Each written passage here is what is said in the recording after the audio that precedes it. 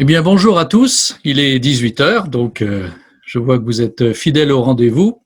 Je vous remercie d'être venus plus nombreux encore que la semaine dernière, où nous avions commencé par une introduction générale sur le Proche-Orient et ses conflits. Et donc cette fois, c'est la guerre en Syrie. La guerre en Syrie ou l'échec d'une manipulation, puisque manipulation il y a eu, et échec également il y a eu. Donc, nous allons passer une petite heure. Je vais essayer de tenir le délai. C'est pas évident sur la guerre en Syrie parce qu'il s'est passé énormément de choses depuis 2011. La Syrie a une longue histoire. Elle a une longue histoire et c'est pour ça que je commence par vous montrer une photo du théâtre de Palmyre. Palmyre, c'est une ville symbolique parce que c'est une des plus belles villes antiques qui soit. On l'appelle la perle du désert. Elle a été prise par l'État islamique, qu'on appelle également Daesh. Elle a été prise, reprise, perdue, reperdue, re-reprise. Et finalement, maintenant, elle semble solidement aux mains de la Syrie, d'autant qu'ils ont installé une base russe juste à côté, enfin que les Russes se sont installés juste à côté. Mais ce théâtre a quand même beaucoup souffert et la jolie porte que vous voyez là a été détruite à la dynamite par l'État islamique. Donc la Syrie a une histoire très ancienne. Elle a été colonie romaine. D'ailleurs, ce sont les Romains qui ont pris Palmyre à la reine Zénobie. Et ensuite, tout au long des siècles, les Romains ont embelli, construit, développé, civilisé cette région, qui avait toujours été une région très importante en matière d'échange, de commerce, etc. Mais les Romains ont vraiment su donner une impulsion à la Syrie, qu'on n'appelait pas encore tout à fait la Syrie, qui n'avait pas encore bien sûr les frontières actuelles, mais tout de même, la Syrie avait de ses lettres de noblesse, elle a donné d'ailleurs plusieurs empereurs à Rome. Et lorsque Rome s'est christianisée, cette région s'est également christianisée. Et là, vous avez un endroit très symbolique, qui est la basilique Saint-Siméon le Stylite, qui était resté en ruine pendant des siècles et des siècles. Et au XIXe siècle, c'est un Français, le comte Charles de Vaugué, qui l'a redressé avec des pierres trouvées sur place, donc authentiques. Et cette belle basilique, aujourd'hui, se trouve malheureusement près de la frontière turque, dans le nord-ouest de la Syrie, et elle a beaucoup souffert et des combats et des occupations islamistes successives. Donc l'histoire chrétienne de la Syrie est une réalité. C'est un des premiers pays chrétiens, puisque elle est limitrophe de la Terre Sainte. Les apôtres sont venus très tôt en Syrie. Antioche a connu un développement chrétien dès les années 30, 40, 37, 38, c'est-à-dire 3-4 ans après la mort du Christ. Et donc, c'est une région profondément et authentiquement chrétienne. Mais ensuite, il y a eu Mahomet, et Mahomet est mort en 632, un an avant la bataille de Poitiers. C'est une date qui finalement est assez facile à retenir. Et les Arabes sont remontés de ce qu'on appelle aujourd'hui l'Arabie saoudite, et ils ont colonisé, islamisé toute cette région. Tout ce qui correspond aujourd'hui à la Syrie, à la Palestine, à la Jordanie. Et ils se sont ensuite heurtés aux Turcs, qui eux étaient au nord, ce qu'on appelait les Seldjoukides. Et entre Turcs et Arabes, la cohabitation a toujours été un petit peu compliquée. Ce sont finalement les Turcs qui se sont imposés, et c'est l'Empire ottoman qui a régné plusieurs siècles sur cette région. Et vous voyez là la subdivision qu'avait organisée, une des nombreuses subdivisions qu'avait organisé l'Empire ottoman. Vous avez derrière ces différentes régions, vous avez les frontières actuelles qui permettent de voir que la Syrie correspondait déjà à peu près à une réalité. Et vous avez à droite en jaune le Sandjak of Zor, qui correspond à Deir Zor. Sandjak, c'est une division administrative. Au-dessus, vous avez le vilayet d'Alep, en dessous de Syrie, avec Damas et puis Amman, celui de Beyrouth et celui de Jérusalem. Lorsque l'Empire ottoman s'est effondré, à l'issue de la Première Guerre mondiale, l'Empire ottoman a choisi d'être dans le mauvais camp. Ils ont été dans le camp des Allemands, donc ils ont perdu. Et donc les puissances occidentales ont en quelque sorte dépecé l'Empire ottoman. Et les Français et les Anglais se sont à ce moment-là partagé le Proche-Orient. Les Français ont eu la Syrie et les Anglais ont eu l'Irak, la Jordanie et la Palestine. Le Liban n'existait pas à ce moment-là, c'était une région de la Syrie. Et sans être une colonie, on a appelé ça le mandat. La France avait un mandat pour régner sur la Syrie et pour organiser la gestion de la Syrie. Elle ne régnait pas vraiment parce qu'il y avait déjà une volonté d'indépendance qui était réelle chez les Syriens. Elle l'avait divisée en plusieurs États. L'État d'Alep, vous voyez, l'État de Damas. Au sud, tout en bas, le Djebel Druze, à qui il a fallu donner une certaine autonomie, parce que les Druzes, vous savez, ça a toujours été un peuple extrêmement autonome, extrêmement agité aussi, très hostile aux chrétiens. Il ne faut pas oublier qu'au XIXe siècle, en 1860, il y a eu des massacres terribles de chrétiens, aussi bien dans les campagnes libanaises qu'à Damas même. Et les maîtres d'œuvre de ces massacres, c'était les Druzes. C'était les Druzes qui voulaient se débarrasser des chrétiens, et les Turcs ont laissé faire les Druzes, et vous avez des milliers et des milliers de chrétiens, des dizaines de milliers de chrétiens, qui se sont fait massacrer à ce moment-là par les Druzes. C'est à ce moment-là que Napoléon III avait envoyé des troupes pour protéger les chrétiens. C'est de cette époque que date un peu le rôle de la France comme protecteur des chrétiens d'Orient. Depuis, la France, comme vous le savez, a renoncé à ce rôle, mais il a été réel pendant plus d'un siècle. Et lorsque Napoléon III a envoyé ses troupes, l'armée française a été en but à la révolte des Druzes, et ça a été terrible, ça a été des combats terribles, les Druzes étant de redoutables combattants. Au-dessus, vous avez ce qui sera le Liban, en jaune, qu'on appelait le Grand Liban à ce moment-là. Au-dessus, l'État des Alaouites, on y reviendra. Les Alaouites, vous savez, c'est la secte apparentée aux chiites qui est au pouvoir aujourd'hui. C'est une branche du chiisme, une branche qui, sur le plan religieux, c'est assez discutable en réalité, que ce soit une branche du chiisme, mais il fallait bien avoir des protecteurs. Il y a eu une époque, justement à l'époque de Napoléon III, lorsque l'armée française était très présente en Syrie, les Alaouites étaient allés voir les Français en disant « mais vous savez, on est un peu chrétiens, nous, quand même ». Et donc, si on était rattaché aux chrétiens, ça nous arrangerait bien. En fait, ils étaient assez minoritaires. Ils représentaient 10-15% de la population syrienne. Ils ont été beaucoup persécutés par les sunnites, largement majoritaires. Eh bien, ces Alaouites, ils avaient besoin de protecteurs. Et donc, cette protection, l'armée française pouvait leur donner. Et c'est vrai que les Alaouites ont des côtés également chrétiens. Ce ne sont pas du tout des purs musulmans. D'ailleurs, au moment de la Pâque, en Syrie, qui est toujours très importante, chez nous, Noël est peut-être culturellement la fête la plus importante en Occident, mais dans les États orientaux, c'est Pâques qui est le plus important. Eh bien, les Alaouites, dans les villages où les Alaouites et les chrétiens cohabitent, le dimanche de Pâques, ils vont ensemble, chez les chrétiens, boire du vin, ce qui pour des musulmans est quand même particulier. Donc, les Alaouites ne sont pas vraiment des musulmans. Simplement, après le départ des Français, et comme ils ne pouvaient pas être attachés aux sunnites, parce que pour les sunnites, ce sont des hérétiques, et il y a une haine très forte des sunnites contre les Alaouites, eh bien, par contre, avec les chiites, ils se sont assez bien entendus.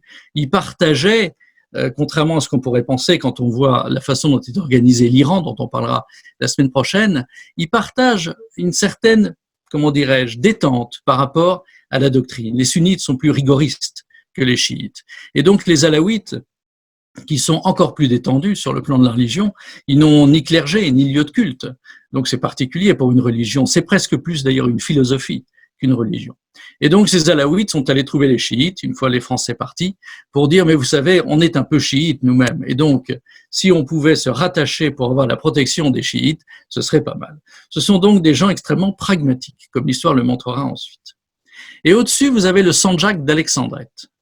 Alors le Sandjak d'Alexandrette, il faut que je vous raconte son histoire parce que ça n'est pas à l'honneur de la France et c'est une grande tristesse.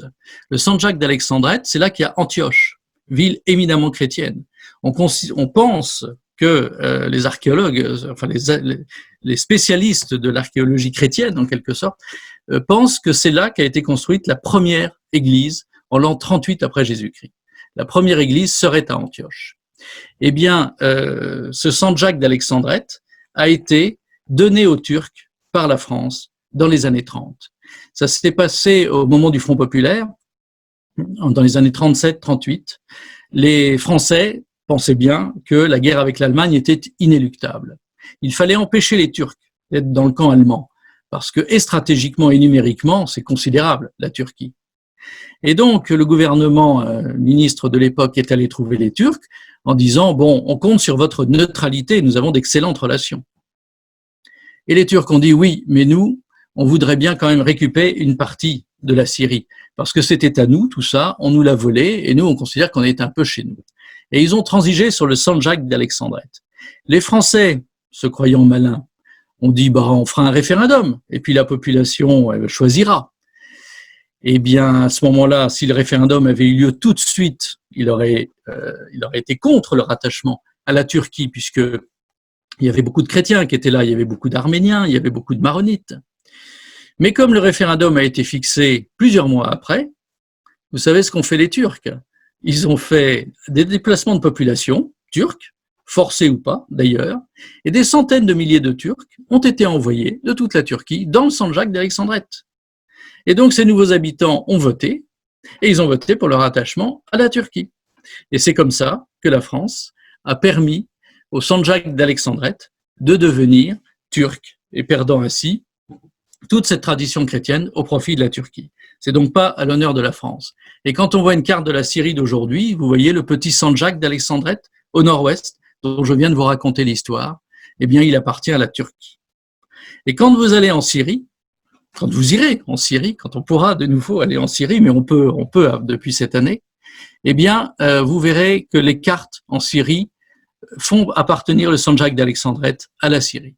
Ce ne sont pas les mêmes frontières que le reste du monde. Ils considèrent qu'ils ont été floués, ce qui est vrai d'ailleurs. Et les malheureux chrétiens qui habitaient ce Sandjak, notamment les Arméniens qui avaient déjà tant souffert, et les Maronites, sont à ce moment-là partis en Syrie et au Liban. Alors, maintenant qu'on a fait un petit peu d'histoire, on va faire un petit peu d'actualité. Il est temps de vous raconter cette guerre. Vous avez donc là une carte de la Syrie. Il y a un grand fleuve qui la traverse, c'est l'Euphrate. Quand on était petit, on a tous appris à l'école qu'il y avait deux grands fleuves au Proche-Orient, le Tigre et l'Euphrate. Et le Tigre, vous l'avez beaucoup plus à l'est. Vous le voyez d'ailleurs tout en haut à droite de la carte. Ces deux fleuves prennent leur source en Turquie, pour leur malheur d'ailleurs, parce que les Turcs, par tous les barrages qu'ils ont construits en amont, ont finalement presque asséché le Tigre et l'Euphrate, qui n'ont plus du tout le débit qu'ils avaient auparavant. Et le Tigre et l'Euphrate se rejoignent ensuite tout au sud de l'Irak. Et donc l'Euphrate coupe en quelque sorte en deux la Syrie, et hormis le lit du fleuve, toute cette zone est complètement désertique. Tout à fait à l'ouest, vous remontez de Damas jusqu'à Homs et Alep, et là vous avez la partie citadine, développée, c'est là où il y a les villes, c'est là où il y a les entreprises, et si vous allez le long de la côte, à Latakia et à Tartous, là vous rentrez en pays alaouite. C'est là que les alaouites sont majoritaires. Latakia est la capitale du pays alaouite. Et Tartous, que vous voyez juste en dessous, il faut retenir son nom, c'est important parce que c'est là qu'il y avait une base navale russe et qu'il y a toujours une base navale russe. C'était d'ailleurs la seule base navale russe de Méditerranée.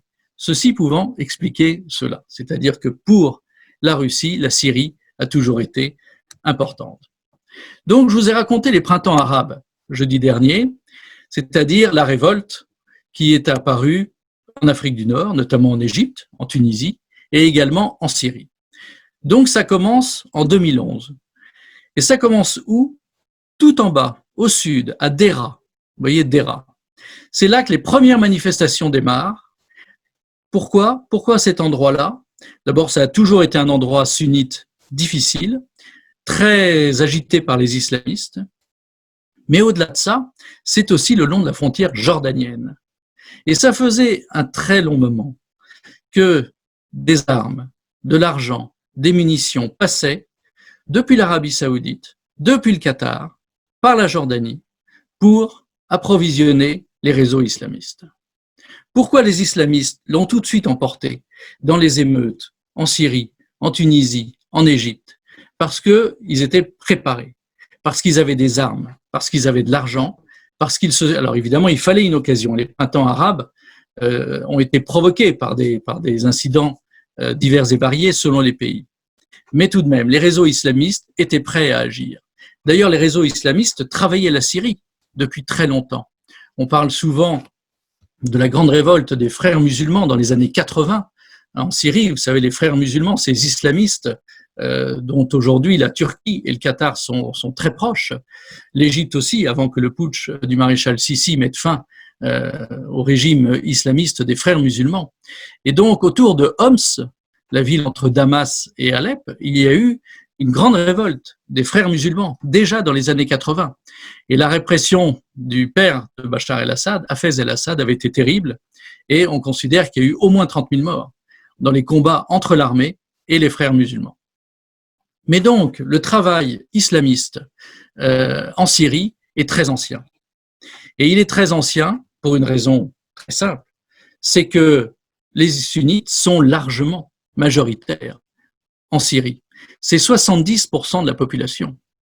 Et les alaouites qui sont au pouvoir, qu'ils partagent un peu avec les sunnites, avec les chrétiens, eh bien, malgré tout, ils ne représentent que 10 à 15% de la population. Et donc, pour un sunnite islamiste normalement constitué, le régime politique syrien est une anomalie. Et donc, il considère, lui, que l'islam, le vrai islam, l'islam sunnite, et non pas l'hérésie alaouite, doit prendre le pouvoir en Syrie. Et donc, les alaouites sont arrivés au pouvoir depuis des décennies maintenant. Comment est-ce possible alors qu'ils ne représentent que 10 à 15% de la population? Avant Bachar el-Assad, que vous voyez là au milieu de ces généraux, eh bien, il y avait donc son père, Hafez el-Assad, qui a fait un coup d'État dans les années 60, coup d'État soutenu par une majorité de l'armée. Comment est-ce possible, puisque les alaouites sont si minoritaires? Eh bien, parce que tout au long des siècles, les sunnites, très majoritaires, ont persécuté les alaouites. Les alaouites, c'étaient les déclassés de la Syrie. Ils vivaient dans les montagnes pour échapper aux persécutions. Les enfants n'allaient pas à l'école, donc analphabétisme, pauvreté.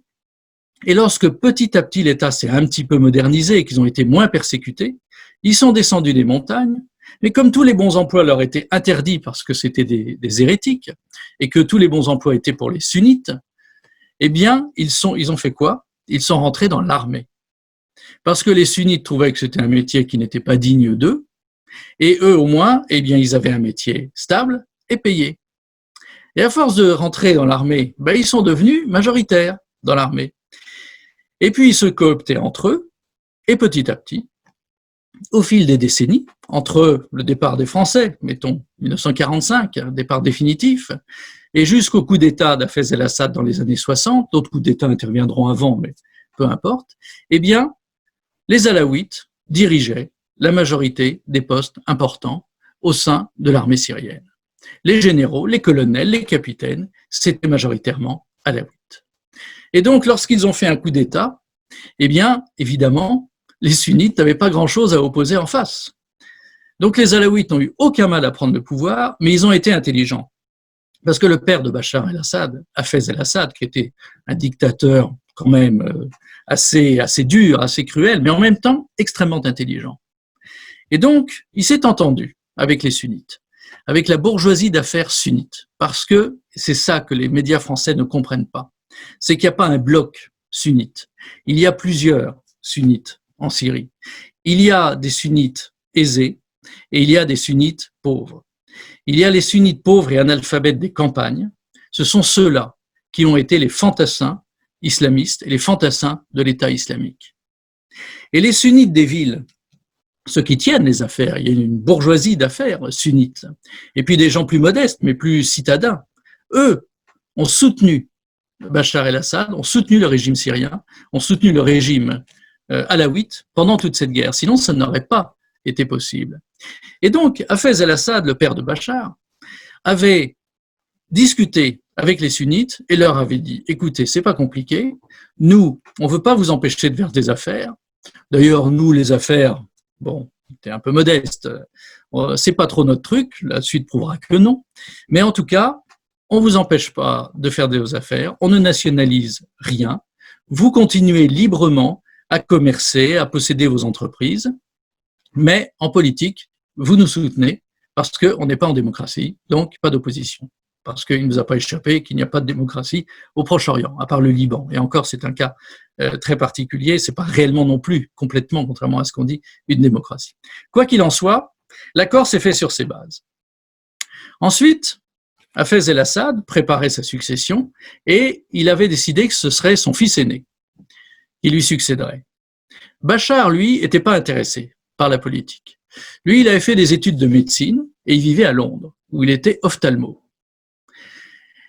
Et à Londres, il avait rencontré une jolie Syrienne, sunnite, Asma, et qui travaillait chez JP Morgan. Donc, vous voyez, on n'est quand même pas la banque américaine, donc on n'est pas du tout dans les milieux politiques.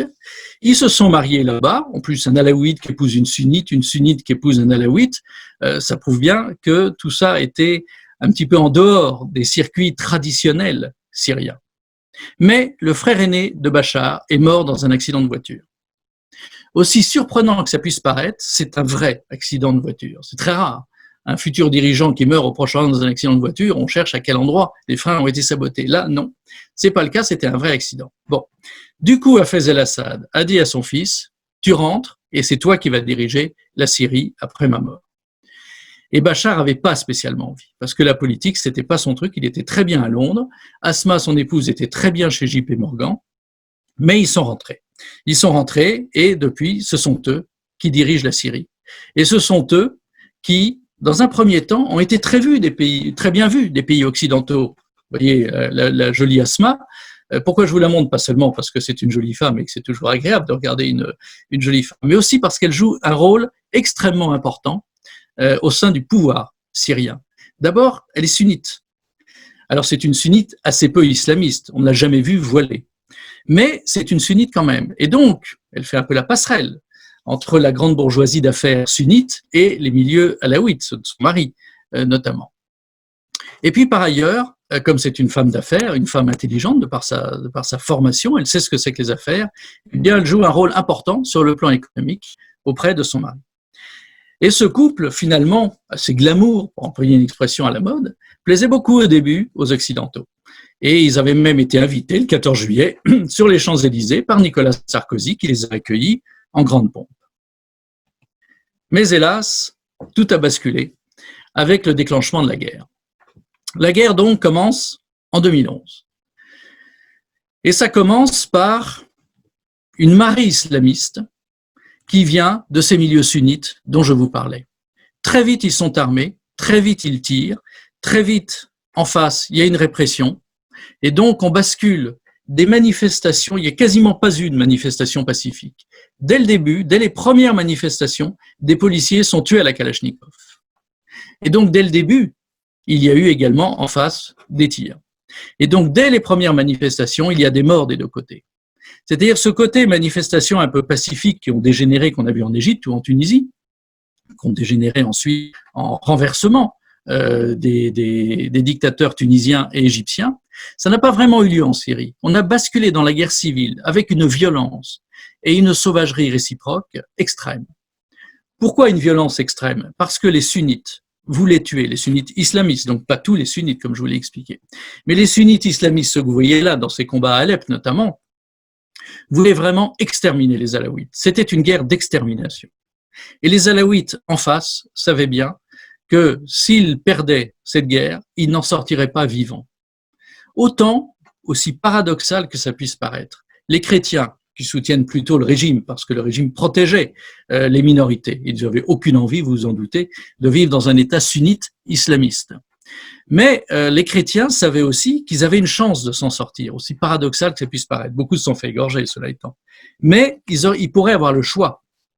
On pourrait leur dire, comme en Algérie en 62, la valise ou le cercueil. Les alaouites, c'était même pas la valise. Les alaouites, c'était l'égorgement, parce que pour un sunnite, un alaouite, c'est un chien d'hérétique. Et donc, les combats ont été extrêmement violents, de part et d'autre, dès le début. Et ça va être d'autant plus violent qu'un certain nombre d'islamistes vont venir du monde entier. Pourquoi? Parce que ça va être le djihad, ça va être la guerre sainte. Je vous ai expliqué la dernière fois la différence entre les chiites et les sunnites. Et parmi les différences que je n'ai pas encore mentionnées, mais j'attendais ce moment-là, c'est que le chiite est moins prosélyte que le sunnite. C'est-à-dire que le chiite, aussi rigoriste qu'il soit quelquefois, comme en Iran, on ne peut pas dire que ce soit un régime extraordinairement souple, bien au contraire. Et pour le peuple iranien, c'est pas drôle tous les jours. Mais il y a une différence fondamentale avec le sunnisme, c'est que le chiite ne rêve pas d'un monde universel chiite. Ce n'est pas son objectif. Lui, il veut que son pays reste chiite. S'il y a des chiites qui l'appellent au secours, très bien, il va y aller. Mais il ne va pas tout à coup monter un attentat à Paris, à Berlin ou à New York pour tuer ses chiens d'occidentaux. Il ne va le faire que si c'est vraiment nécessaire. Ce n'est pas dans sa mentalité. Alors que le sunnite, c'est exactement le contraire. En France, tous les musulmans qui sont en France sont sunnites. Tous, allez, 95%. Vous avez quelques immigrés iraniens, mais vous savez bien que ce n'est pas l'immigration iranienne qui est majoritaire. Tous les immigrés que nous avons, qu'ils soient marocains, algériens, tunisiens, turcs, syriens, afghans, irakiens, ce sont quasiment tous, à 95%, des sunnites. Et donc, pour un sunnite, le djihad, ça a un vrai sens. Et donc, non seulement il y en a certains qui, sous l'influence de l'État islamique, on va le voir quand il va commencer à apparaître en Syrie, va monter des attentats en Europe.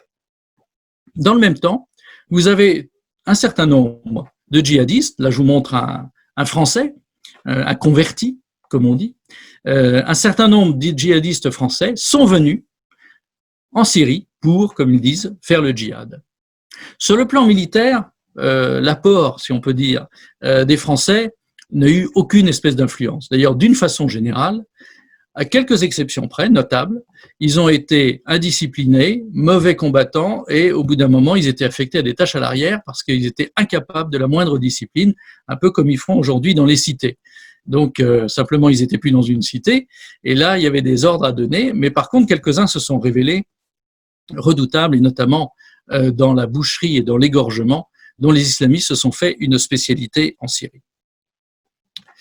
Ceux qui ont joué un rôle beaucoup plus important dans l'apport islamiste extérieur, ce sont ceux de d'autres pays, notamment les Caucasiens.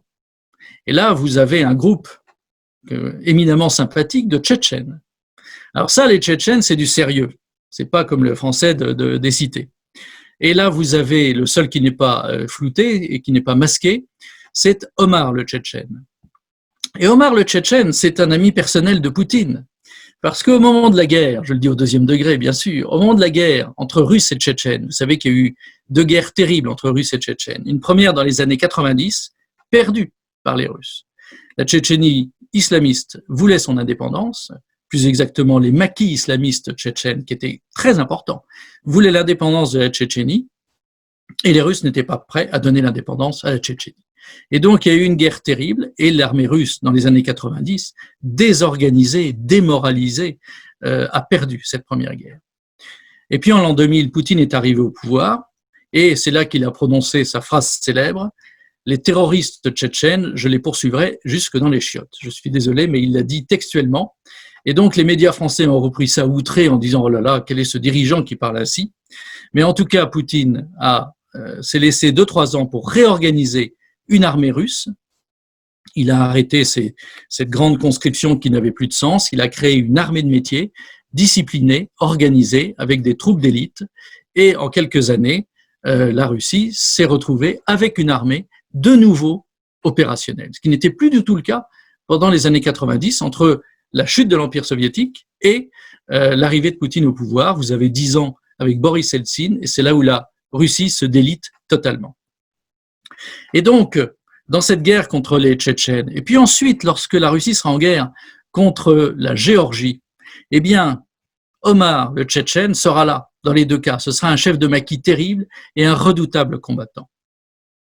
Et une des raisons de l'intervention russe qui va changer le cours de l'histoire en 2015, une des raisons, ce sont tous ces gens-là. Il y avait au moins 10 000 Caucasiens, 10 000 islamistes caucasiens, notamment tchétchènes, mais pas que, dirigés par Omar, le sympathique Omar que vous voyez là. Et donc, Poutine avait dit à ses généraux, ces gens-là ne doivent pas rentrer en Russie. Parce que ces gens-là, eh bien, dans les maquis tchétchènes, ils avaient pris un certain nombre de choses qu'ils ont reproduit avec leurs amis de l'État islamique. Quand je vous dis que cette guerre a été d'une sauvagerie extrême, l'image que vous voyez là, ce sont plusieurs dizaines de soldats syriens qui vont mourir dans quelques secondes, assassinés à Palmyre, c'est la première photo que je vous ai montrée tout à l'heure, par les islamistes de l'État islamique. Et donc, c'est aussi pour une raison pour laquelle l'armée syrienne a résisté. Elle ne l'aurait pas fait sans apport extérieur, c'est vrai, mais tout de même, parce qu'elle savait que lorsqu'ils tombaient aux mains des islamistes, voilà quel était leur sort. Alors, à partir de 2014, 2011-2014, donc la guerre commence en 2011. Jusqu'en 2014, l'armée syrienne recule, petit à petit, mais elle recule. Elle appelle au secours l'Iran, puisque l'État alawite dit à l'Iran, vous savez, on est un peu chiite, rappelez-vous, venez donc nous aider. Les Iraniens disent oui, ils ne veulent pas que la Syrie tombe aux mains des sunnites. Les sunnites sont leurs ennemis. Le symbole sunnite en face de l'Iran, c'est l'Arabie saoudite, ennemi très fort de l'Iran. Et donc, pour les Iraniens, pas question que la Syrie tombe aux mains des sunnites islamistes. Et donc, les Iraniens envoient des dizaines de milliers d'hommes, pour aider l'armée syrienne, sans laquelle l'armée syrienne n'aurait pas tenu. Ça, c'est pour la plus grande partie du territoire syrien. Et de l'autre côté, pour la partie limitrophe du Liban, à l'ouest, les Iraniens demandent à leurs alliés du sud-Liban, le fameux Hezbollah, le Hezbollah chiite, de traverser les montagnes et de venir aider l'armée syrienne le long de la frontière syro-libanaise. Et là, le Hezbollah, c'est pareil, va envoyer plus de 10 000 hommes, qui sont en plus des très bons combattants. Je vous l'avais dit la semaine dernière, dans leur guerre contre Israël, ils ont appris à se battre. L'armée du Hezbollah est une armée redoutable. Et donc, cet apport chiite par l'Est avec l'Iran, par l'Ouest avec le Hezbollah libanais, va permettre à l'armée syrienne de tenir. Mais tout en reculant, malgré tout, parce qu'en face, il y a beaucoup de monde. Et à partir de 2014, il y a un grand mouvement international de djihadistes qui se fait avec la création de l'État islamique.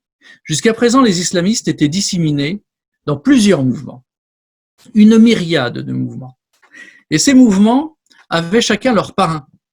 Vous aviez des milices islamistes armées et financées par les Turcs. Vous aviez des milices islamistes armées et financées par les Saoudiens ou par les Qataris. L'Arabie saoudite et le Qatar ont joué un rôle très important. Comme vous le savez, ce sont des pays extrêmement riches.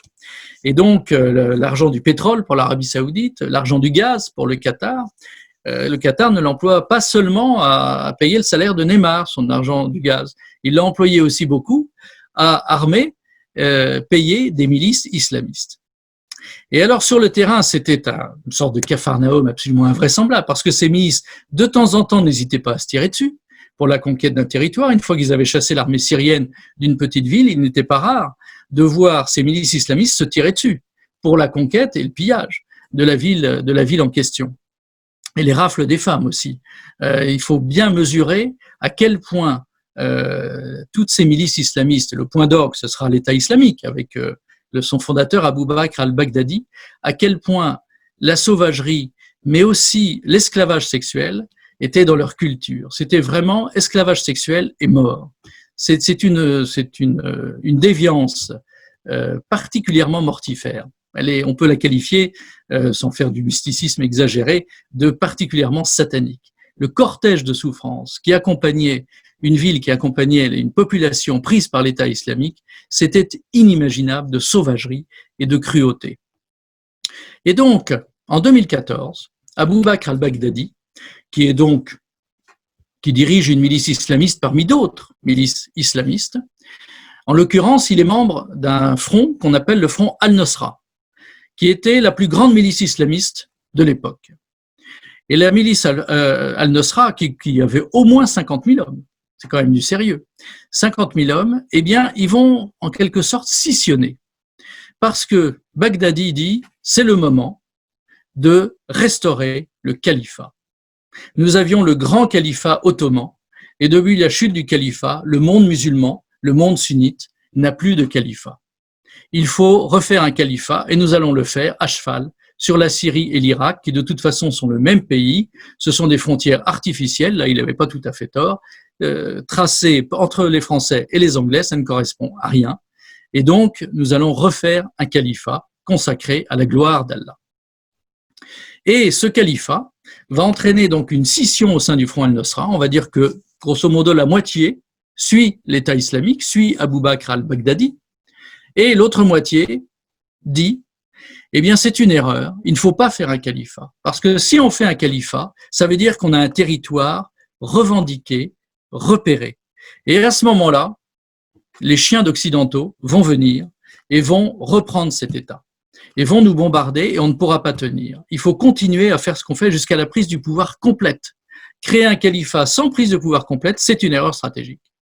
Et l'histoire montrera après que le Front al-Nosra avait raison. Et que c'est l'État islamique qui avait tort, parce que c'est le moment où effectivement une reconquête territoriale s'est organisée sur plusieurs fronts à la fois. Quoi qu'il en soit, en 2014-2015, ça va très mal. Ce que vous avez là, c'est la carte de la Syrie avant l'intervention russe. Donc, ce qui est grisé clair, ce sont les déserts. Bon, donc ça, c'est difficile de dire à qui ils appartiennent. Ça dépendait de qui passait à ce moment-là. Mais vous avez en noir, et vous avez tout le lit de l'Euphrate, une partie du nord, c'est ce qui a été conquis par l'État islamique. Mais le désert, il le tenait quand même à peu près. Ce que vous avez en jaune, en haut, ce sont les Kurdes. Les Kurdes qui ont profité du désordre généralisé et de l'incapacité de l'armée syrienne, qui n'avait plus du tout les effectifs pour ça. Il faut voir que l'armée syrienne était importante au début du conflit.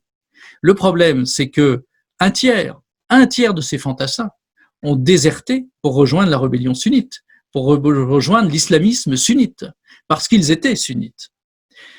Et donc, un tiers est parti, et par ailleurs, il y a eu des morts. L'armée syrienne a eu près de 100 000 morts au cours de ces premières années de guerre. Et donc, les effectifs étaient devenus tout à fait insuffisants, et les Syriens ont dit aux Kurdes, eh bien, écoutez, vous ne proclamez pas l'indépendance, mais ce que vous tenez là, tenez-le contre les islamistes, et nous, on se retire parce qu'on a besoin de renforts ailleurs. L'accord s'est fait ainsi. En rouge, vous avez ce qui était encore tenu par l'armée syrienne, et les taches vertes, ce sont les islamistes. Et ces taches vertes s'étendaient de plus en plus. Et le point le plus important, c'est ce que vous avez au nord-ouest. Là où vous avez la plus grande tache verte, c'est la province d'Idleb. C'est là où était concentré le Front al-Nosra.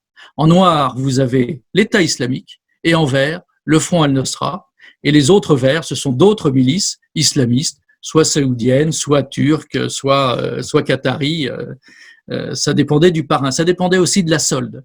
On a vu des islamistes quitter une brigade parce qu'ils étaient payés $50 la semaine, et puis un envoyé des Qataris arrivait, il disait « mais moi c'est $100 la semaine ». Et donc ils partaient avec armes et bagages rejoindre l'autre milice où la solde était supérieure, authentique. Quoi qu'il en soit, en 2014-2015, la situation est celle-ci. Le front a reculé de partout. Bien sûr, c'est la partie utile qui est encore tenue par l'armée, c'est-à-dire Damas, Homs, Hama, mais même entre Homs et Hama, le maquis islamiste s'étend. Et puis, comme je vous le disais, au nord-ouest, cette grande province d'Idleb est entièrement passée aux mains des islamistes. Et à ce moment-là, l'été 2015, c'est le tournant. L'été 2015, le général iranien Soleimani, le général des gardiens de la Révolution, vous savez, celui qui s'est fait assassiner récemment par Donald Trump, qui a piqué un coup de sang et qui a fait assassiner le général Soleimani. Eh bien, ce général Soleimani, qui dirigeait le contingent iranien en Syrie, prend l'avion et va voir Poutine à Moscou. Il est reçu par Poutine et par l'état-major de Poutine. Et il leur dit, voilà, le front est en train de craquer. Là, sur cette frontière de la province d'Idleb, l'armée syrienne recule, même avec l'apport des Iraniens et du Hezbollah, ça ne tient plus. Et si de toute façon on dégarnit le reste du front, tout va craquer. Si la Russie n'intervient pas, à Noël, l'État islamique et le Front al-Nosra sont à Damas. Et il n'y a plus de Syrie. Alors Poutine, depuis un certain temps, hésitait. Il suivait la situation de près, il avait sa base navale à Tartous, il avait construit pas loin une base aérienne, et donc la Russie avait des yeux et des oreilles partout. Donc il savait très bien ce qui se passait. Mais Poutine hésitait beaucoup. Il surveillait les Américains du coin de l'œil, les Américains intervenaient pour aider les Kurdes, mais pas spécialement pour sauver Bachar el-Assad. Au contraire, les services secrets occidentaux, la CIA en tête, dès le début, ont distribué des armes aux milices islamistes. Ensuite, ils ont essayé de créer la fiction des rebelles modérés, comme le Figaro ou le Monde aiment les appeler, les rebelles modérés. Oui, mais ils sont quand même islamistes, les rebelles modérés. Alors, des islamistes modérés, moi, je ne sais pas très bien ce que c'est. Et donc, ils ont essayé de créer des maquis, de les armer, de les financer, et ensuite de les lancer dans la bataille à la fois contre le front islamique et à la fois contre l'armée syrienne. Ça a été un échec total. Tous les combattants formés par la CIA et armés par la CIA ont systématiquement rejoint des milices islamistes ensuite, avec armes et bagages, et avec notamment des lance-missiles anti-chars qui ont fait des ravages dans l'armée syrienne. Et donc, depuis le début, les puissances occidentales souhaitaient à la fois l'impossible, et c'est pour ça qu'ils ont échoué. Parce qu'ils voulaient à la fois lutter contre l'État islamique, à la fois ne pas vouloir du front al-Nosra parce qu'il était vraiment devenu infréquentable. Au début, le front al-Nosra était considéré parmi les chancelleries occidentales comme un mouvement fréquentable. Et quand ils ont pris plusieurs villages chrétiens et qu'ils ont égorgé une partie de la population et qu'ils ont crucifié un certain nombre de chrétiens sur les portes des églises, il n'y a pas que l'État islamique qui a fait ça, les autres milices islamistes l'ont fait aussi. À ce moment-là, ça n'a plus été possible. La fameuse phrase de Laurent Fabius, le front al-Nosra fait du bon boulot, eh bien, il l'a regretté amèrement par la suite, parce que le front al-Nosra a montré que ses différences avec l'État islamique, avec Daesh, n'étaient que de pure tactique et certainement pas doctrinale. Alors, Poutine savait tout ça, et il a finalement donc décidé, comme vous le savez, d'intervenir. Pourquoi il est intervenu? Un peu à cause d'Omar le Tchétchène, que je vous ai présenté tout à l'heure. Il ne voulait pas que ces dizaines de milliers de Caucasiens, pas dizaines de milliers, ces 10 000 Caucasiens reviennent ensuite. Et puis, il y avait également beaucoup d'islamistes venus de tous ces pays caucasiens qui bordent la Russie.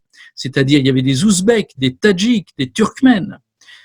Et tout ça, ça l'inquiétait. Il dit, si jamais ils gagnent en Syrie et qu'ils reviennent après dans le Caucase, ça va être extrêmement compliqué à gérer. Mais surtout, le grand argument, c'est l'argument géopolitique. La Russie était absente du monde géopolitique depuis la chute du mur de Berlin et depuis donc la chute de l'Union soviétique. La Russie n'existait plus. Or, petit à petit, elle essayait de se reconstruire. Elle aurait bien voulu empêcher les Occidentaux de bombarder les Serbes pour aider les musulmans bosniaques ou kosovars, mais elle n'en avait absolument pas les moyens. Elle aurait bien voulu empêcher Donald Trump d'envahir l'Irak en 2003, mais elle n'en avait absolument pas les moyens, elle n'existait plus sur le plan militaire. Et donc pour Poutine, c'était l'occasion d'une part de sauver un allié, et comme les Américains avaient la réputation de lâcher leurs alliés quand ils estimaient que leurs intérêts maintenant consistaient à lâcher ces alliés et ne plus les soutenir jusqu'au bout, les Russes, y compris du temps de l'Union soviétique, ont toujours soigneusement entretenu cette réputation, nous on ne lâche pas nos alliés. Et donc, tant que les Iraniens, avec l'armée syrienne, tenaient à peu près le choc, les Russes, malgré tout, se préparaient, mais sans se décider encore à intervenir.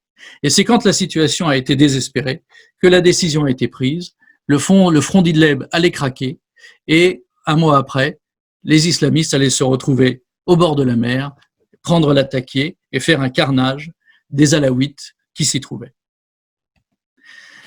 Et donc l'intervention russe va tout changer. Et elle va changer à cause de ça.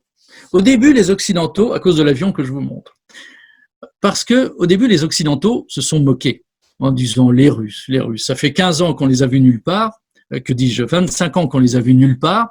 On les a vus en Tchétchénie, ils ont eu un mal de chien pour cette petite province, finalement pas si peuplée que ça. En Géorgie, ils ont eu du mal aussi, ça n'a pas été si glorieux. Et là, tout à coup, ils vont réussir une opération comme ça. Et donc, les stratèges américains, les généraux américains avaient dit « la Syrie, ce sera à nouveau leur Afghanistan ». Erreur totale. Erreur d'abord parce que les Russes étaient beaucoup mieux préparés. parce qu'ils avaient compris qu'il ne fallait plus de grandes armées avec une multitude d'hommes, mais il fallait une armée plus petite, mais avec un armement moderne et des troupes d'élite. Et l'armement moderne, c'est celui que vous voyez, c'est une aviation. C'est une aviation hors pair. Et c'est ça qui va changer le cours de la guerre. Parce que dans les combats à terre, l'armée syrienne ne tenait plus choc face aux islamistes, comme je vous l'ai dit. L'apport militaire aérien va tout changer. Et donc, fin septembre 2015, Poutine donne son feu vert et l'armée russe, qui est prête, ce qui prouve quand même qu'ils y pensaient depuis un certain temps, intervient massivement sur la province d'Idlib, et ça va être un déluge de feu. En 15 jours, 3 semaines, les islamistes, on considère qu'ils perdent à peu près 50 000 hommes par l'aviation russe. Et donc, non seulement ils ne peuvent plus avancer, mais en plus de ça, évidemment, le combat a changé d'âme. Et à partir de ce moment-là, les Russes ont en quelque sorte inversé le cours moral, indépendamment du cours militaire et du cours stratégique. Ils reprennent Palmyre et ils savent en plus magnifier leur héros de Palmyre. Vous avez là le capitaine Prokorenko qui est mort à Palmyre face aux islamistes. Il était en observateur, c'était un membre des forces spéciales, il était en observateur pour surveiller la progression islamiste puisqu'on était dans les combats de reprise de Palmyre. Et puis, à un moment donné, il s'est vu encerclé et il y avait à peu près 200 islamistes autour de lui. Et lui était seul, tant dire que son compte était bon et il ne voulait pas être prisonnier. Et donc, il donne l'ordre de bombarder sa position. Le colonel au téléphone, dans un premier temps, dit non, je ne peux pas te bombarder. Et l'autre dit si, parce qu'après, ils vont me traîner partout avec mon uniforme, ils vont salir mon uniforme, et donc pour l'honneur de l'armée russe, tu bombardes tout. Et donc, le colonel s'est exécuté, il a bombardé la position, et après, dans toute la Russie, les guerres ont besoin de héros, dans toute la Russie, le capitaine Prokorenko a été honoré comme le héros de Palmyre. Mais alors, il faut reconquérir tout ça. On est à cheval sur la Syrie et l'Irak, et vous voyez, alors d'accord, c'est beaucoup de désert, mais c'est compliqué aussi, parce que le désert, c'est facile à tenir, et c'est très difficile à reprendre. Parce que ces déserts-là, ça n'est pas que du sable, on n'est pas au Sahara. C'est des cailloux, c'est des grottes, c'est des petits monticules absolument partout, et donc c'est idéal pour une guérilla. Et donc c'est la situation en 2015, sur un strict plan territorial, elle est quand même extrêmement compliquée. Les Américains interviennent de leur côté, parce que les islamistes commencent à se rapprocher de Bagdad. Et donc, pendant que les Russes s'occupent de Damas, alors ils n'en ont pas discuté entre eux, parce qu'ils se parlent assez peu, mais les Américains, eux, se sont occupés de Bagdad, c'est-à-dire qu'ils ont déclenché de leur côté des bombardements massifs pour empêcher la progression de l'État islamique vers Bagdad. L'État irakien que les Américains avaient tenté de reconstruire après leur funeste intervention de 2003 était en pleine déliquescence, il n'y avait plus d'armée irakienne, et donc les Américains sont intervenus en catastrophe pour empêcher l'État islamique, proclamé donc par notre ami Bagdadi, pour empêcher Bagdadi de rentrer dans Bagdad. Bagdadi s'appelle Bagdadi parce qu'il est de Bagdad. Et donc, pendant que les Russes s'occupaient de la Syrie, les Américains s'occupaient de l'Irak. Et tout ce territoire, petit à petit, va être reconquis par l'armée syrienne, aidée donc toujours du Hezbollah libanais. Donc là, vous voyez une carte quelques mois après l'intervention russe. Vous voyez le drapeau syrien, les flèches, et donc petit à petit, l'État islamique reflue. Il reste toujours au nord-ouest la poche d'Idlib, mais elle est maintenue cette fois. Vous voyez le drapeau noir des islamistes qui flotte dessus. Et les Américains, qui ne sont pas censés intervenir ailleurs que dans le nord pour aider leurs amis kurdes, au sud, vous voyez, construisent quand même une grande base avec leurs amis anglais, et là continuent dans la fiction des rebelles modérés. Et vous avez plusieurs centaines d'islamistes recyclés en rebelles modérés qui s'entraînent dans ce camp, jalousement protégé par l'aviation américaine, et qui existe toujours. Quand les Américains disent qu'ils quittent la Syrie, oui, il y a toujours ce camp-là, mais ils sont également toujours dans le nord-est. Là, vous voyez le drapeau américain tout à fait dans le nord-est, ils y sont également toujours. Mais quoi qu'il en soit, l'État islamique reflue partout. Et donc, en quelques mois, le terrain est reconquis par l'armée syrienne, et les taches vertes, qui sont des taches bleues sur cette carte, qui sont les taches islamistes, petit à petit se résorbent. Pendant ce temps, en Occident, la manipulation continue. C'est le méchant Bachar el-Assad et ce sont les rebelles modérés et la pauvre population syrienne qui souffre. Alors évidemment, l'État islamique, ça, ils sont pas gentils. Le Front al-Nosra, ils sont pas gentils non plus. Ça, on peut quand même pas continuer à dire ça. Mais on continue sur cette fiction des rebelles modérés. Ça n'a jamais existé. Il n'y a jamais eu de rebelles modérés. Si, les premiers mois, il y en a eu quelques-uns et ils ont été vite absorbés par l'islamisme. Parce que de toute façon, il y a eu des purges gigantesques, monstrueuses dans les milices islamistes. Ils ont fait presque autant de morts entre eux que de morts par l'armée syrienne. Et donc, on continue en Occident à dire le méchant Bachar el-Assad, l'homme qui tue son propre peuple. J'adore cette phrase répétée comme un leitmotiv par tous les journaux et par le TF1 de 20h ou le BFM de je sais pas quelle heure, parce qu'ils disent tous la même chose. De toute façon, on peut zapper d'une chaîne à l'autre, à de rares exceptions près. On a toujours les mêmes nouvelles. Donc, l'homme qui tue son propre peuple, ça n'a pas de sens. C'est une guerre civile, au début, qui est devenue une guerre internationale. Il faut voir que les islamistes qui sont venus du monde entier représentaient 100 nationalités. 100 nationalités sont venues du monde entier faire le djihad. Alors, qu'est-ce que ça veut dire quand on dit l'homme qui tue son propre peuple? De toute façon, si tout le peuple syrien avait été contre l'armée syrienne, contre le régime, contre Bachar el-Assad, il est évident qu'il ne serait plus là. Et donc, la reconquête se fait progressivement avec son cortège de découvertes des églises massacrées par les islamistes. Ici, vous êtes à Deir ez-Zor. Deir ez-Zor, c'est sur, je vais vous remontrer sur la carte. Vous voyez là où vous avez le long de l'Euphrate, tout près du drapeau islamiste, au bout des flèches rouges, vous avez la ville de Deir ez-Zor. Deir ez-Zor qui était très connue parce que c'est là que les derniers Arméniens se sont fait massacrer par les Turcs en 1915. Donc pour les chrétiens, déjà, ce mot de Deir ez-Zor était très symbolique. Et Deir ez-Zor, il y a une très forte communauté chrétienne. Et depuis le début, cette ville subissait un siège terrible de l'État islamique. Et les chrétiens, avec l'aide des alaouites et des sunnites qui étaient quand même avec eux, tenaient avec les moyens du bord, parce qu'il y avait quelques milliers de militaires avec eux, mais pas tant que ça. Et sinon, ce sont tous les civils qui ont pris les armes.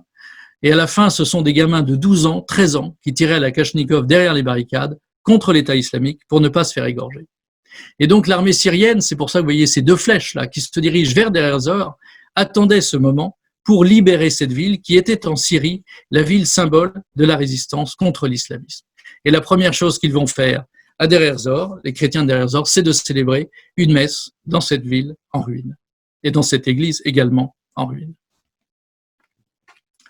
Alors depuis, évidemment, la guerre n'est pas tout à fait terminée, loin de là d'ailleurs, mais l'alliance a été renouée totalement, complètement, entre la Russie et la Syrie.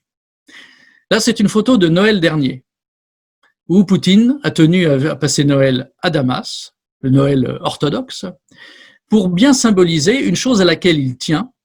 En France, on aurait appelé ça à une époque l'alliance du trône et de l'autel, mais lui est absolument convaincu que le monde orthodoxe est un monde profondément religieux, même si lui, il est surtout politiquement et culturellement, mais peu importe. Et il est convaincu de ça et de la liaison qui doit exister entre le monde orthodoxe, religieux, et le monde politique. Et de ce point de vue-là, Bachar el-Assad, qui est alaouite et qui donc, en tant qu'alaouite, est assez ouvert aux autres minorités, a toujours protégé la minorité chrétienne. Il faut dire un mot sur les Assyro-Chaldéens. Vous avez vu sur la carte, au nord, ce sont les Kurdes qui ont pris possession. Si on avait plus de temps, je vous aurais parlé plus longuement des batailles des Kurdes contre l'État islamiste soutenu par les Américains et leur volonté de se créer un État indépendant. Le rêve des Kurdes, c'est d'avoir un État indépendant. Eh bien, les Turcs n'en veulent pas. La semaine dernière, on a vu que de toutes les ethnies qui existent au Proche-Orient, la seule à ne pas avoir son État, c'est l'ethnie kurde. Et donc, ils ont vu une occasion dans cette guerre en Syrie pour se tailler un État dans le nord de la Syrie, où ils ne sont pas majoritaires, contrairement à ce qu'on dit, mais ils sont relativement nombreux. Les populations arabes sont quand même plus nombreuses qu'elles, mais beaucoup avaient fui les combats. Et eux, s'étaient organisés, ils sont bien armés, et puis la guérilla qui existe chez les Kurdes contre les Turcs font qu'ils ont un entraînement militaire et que les échanges qu'il y a eu entre Kurdes syriens et Kurdes turcs depuis des décennies font qu'ils ont à la fois des armes et à la fois un entraînement militaire. Donc, ils ont créé une sorte d'autonomie dans ces territoires, sous le parapluie américain.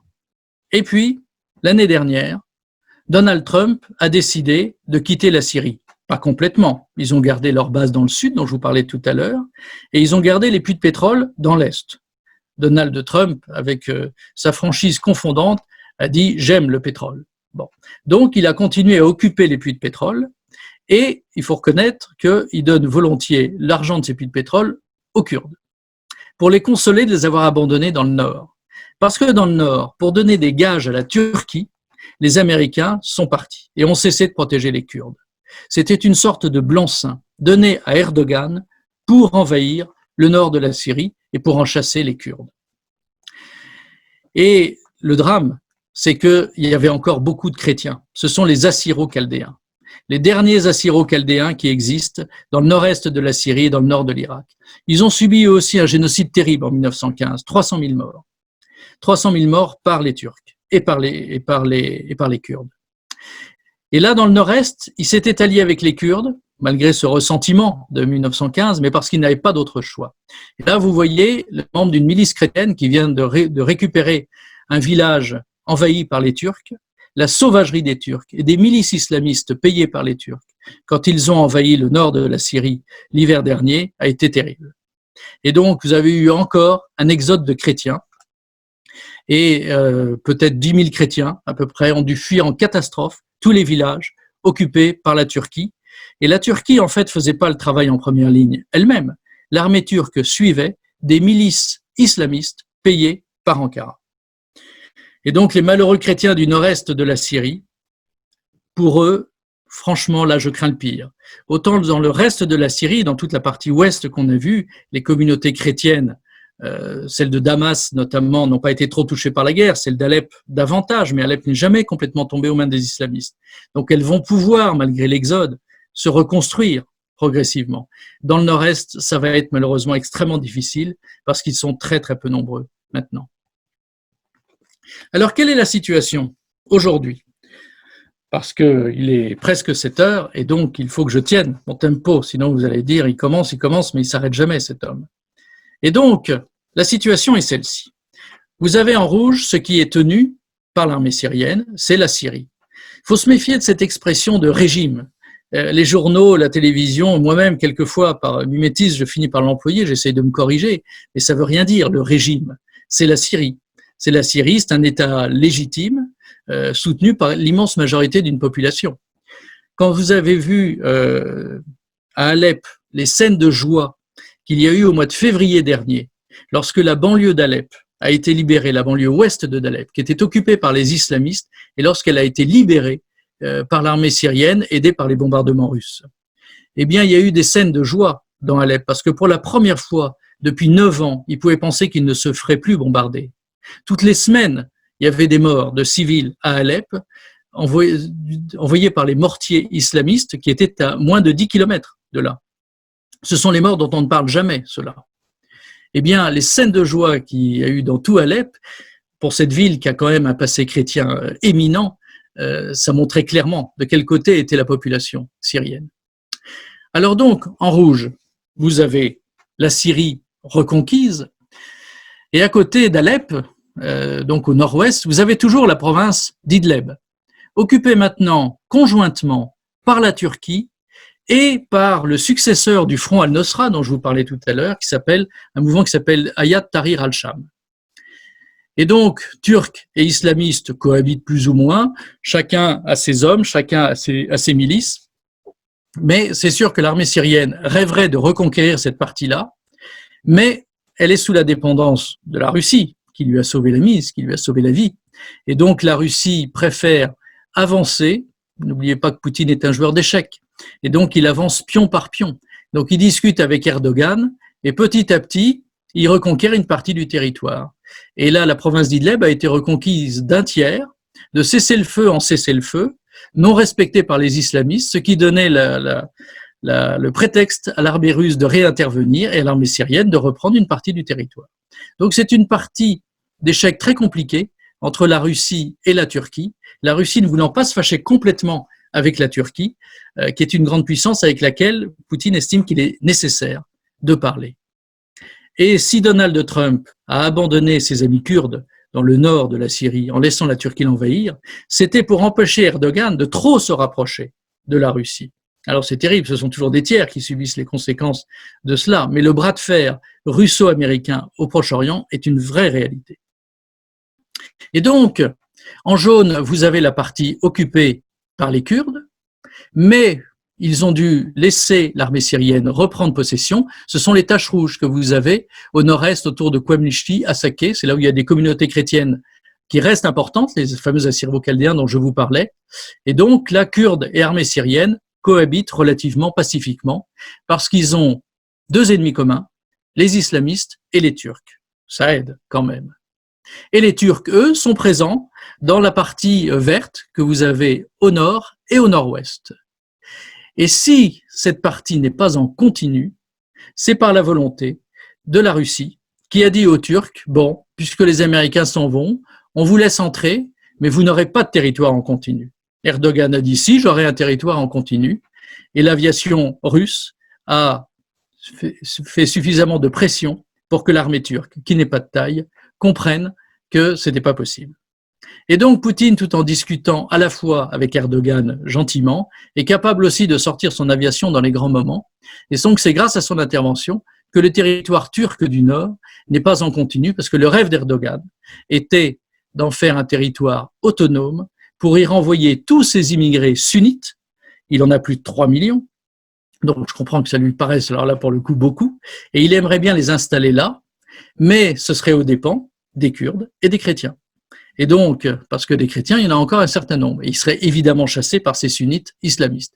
Et Poutine ne veut en aucun cas d'un mouvement autonome aussi important, d'un territoire autonome aussi important, avec 3 millions de sunnites, pour la plupart islamistes, qui ne veulent rentrer en Syrie que s'ils ont la protection de l'armée turque. Voilà la situation aujourd'hui, donc inutile de vous dire que c'est pas tout à fait fini. Et je suis sûr que si on se reparle dans quelques mois, la situation aura encore évolué, et sur le plan géopolitique, et sur le plan militaire. Mais en tout cas, la grande manipulation qui avait été tentée pour renverser le cours de l'histoire en Syrie, y installer un régime sunnite, a clairement échoué. Parce qu'aujourd'hui, même si l'État islamique renaît un peu de ses cendres, les petites taches noires que vous avez au milieu, dans le désert syrien, ce sont des maquis de l'État islamique qui demeurent, extrêmement compliqués à réduire, cachés dans des grottes. Ils font des coups de main régulièrement. Depuis le début de l'année, on estime que près de 1000 soldats syriens sont morts de coups de main de l'État islamique, là, dans ces zones désertiques. En plus de ça, ils n'ont plus rien à perdre et ce sont de redoutables combattants. Donc l'affaire est loin d'être finie. Vous avez des islamistes encore un peu partout. Vous avez la province d'Idlib, où là, non seulement il y a les milices turques, non seulement il y a l'armée turque, mais il y a le mouvement islamiste dont je vous parlais. Et ce mouvement islamiste contient au moins, comporte au moins 50 000 personnes. Vous imaginez 50 000 personnes, dont certains font la guerre depuis 9 ans. Tant vous dire qu'ils sont extrêmement entraînés. Mais malgré ça, on peut dire que, oui, je me suis fait plaisir, je suis désolé, je rappelle la phrase de Laurent Fabius, Al-Nosra fait du bon boulot. Et quand on a vu les images des chrétiens crucifiés par le front Al-Nosra, il a dû regretter ses propos. La France s'est comportée de façon, on peut le dire, lamentable. La France était la protectrice des chrétiens d'Orient. Elle était la protectrice des chrétiens en Syrie et au Liban. Au Liban, elle a essayé de faire son travail. On a eu beaucoup de paras qui sont morts là-bas. En Syrie, immédiatement, elle a pris le parti des islamistes, faisant semblant de croire que c'était des démocrates modérés qui allaient rétablir la démocratie en Syrie. Il n'y a aucun pays démocrate dans ces pays-là, aucun. On ne voit pas par quel miracle la Syrie y serait arrivée. Et de toute façon, il ne fallait pas quand même être grand clair pour savoir que l'écrasante majorité des insurgés étaient des sunnites islamistes. L'écrasante majorité. Dès le début, tout sur les vidéos que l'on pouvait voir et entendre, c'était Allahu Akbar partout. C'était ça tout le temps. Et c'était mort aux Alaouites. Donc, ces gens-là savaient pertinemment que la fiction de rebelles modérés était un mensonge éhonté. Et malgré ça, jusqu'au bout, et encore maintenant, ils considèrent qu'en Syrie, ce n'est pas la Syrie qui a gagné, c'est un horrible dictateur, l'homme qui tue son propre peuple. Et donc, je vais finir sur une note un peu plus gaie, un mariage de chrétiens dans les ruines d'Alep, après la reconquête d'Alep.